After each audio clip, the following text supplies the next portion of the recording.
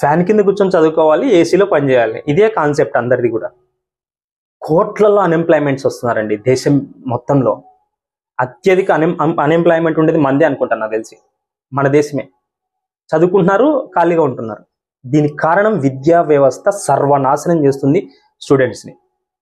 యూనివర్సిటీలు కావచ్చు, డిగ్రీ కాలేజీలు కావచ్చు, ఇంటర్ కాలేజీలు కావచ్చు, చదువు చదువు చదువు చదువు చదువు రాయి మార్కులు, చదువు రాయి మార్క్స్, ఇంతే. ఈ కాన్సెప్ట్ తప్ప 5 క్వశ్చన్స్ నేర్పించడం, మార్కులు తెప్పించడం తప్ప వానికి బుక్ ఎంటైర్ ఎక్స్ప్లెయిన్ చేసి వీటి నుంచి వస్తాయని చెప్పినప్పుడు ఎంసెట్ కావచ్చు, నీట్ కావచ్చు, ప్రతి దాంట్లో మార్క్స్ తెచ్చుకుంటాడు. మార్క్స్ కంటే మెయిన్ నాలెడ్జ్ తెచ్చుకుంటాడు. మార్కులతో నాలెడ్జ్ని పోలుస్తున్నాం తప్ప మనం మార్కులు అంటూ వెంట పడుతున్నాం తప్ప వాడి నాలెడ్జ్ అయితే నిల్ చేసి వాడిని అన్ఎంప్లాయ్మెంట్గా మారుస్తున్నాం. సో ఇది విద్యా వ్యవస్థలో దురదృష్టమైందనమాట.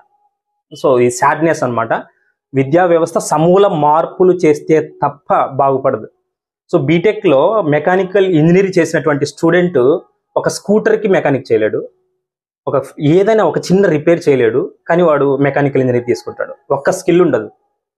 ఇంత నాశనం అయిపోతుంది అనమాట. సో ఏంటంటే మనం పరుగులు పెట్టిస్తున్నాం, నాలెడ్జ్ చెప్పడం లేదు, ఏ విషయంలో కూడా నాలెడ్జ్ ఇవ్వడం లేదు. ఇంటర్లో ప్రాక్టికల్స్ మనకి లాస్ట్ మంత్లో చెప్తారు, కానీ రోజుకు ఒక పీరియడ్ ప్రాక్టికల్స్ చెప్పాలి. Physics, chemistry, botany, zoology. ఎక్కడ జరుగుతుందండి అసలు? వీడియో లైక్ చేసి షేర్ చేయండి. ఎన్ని చెప్పినా ఇంతే ఇంకా.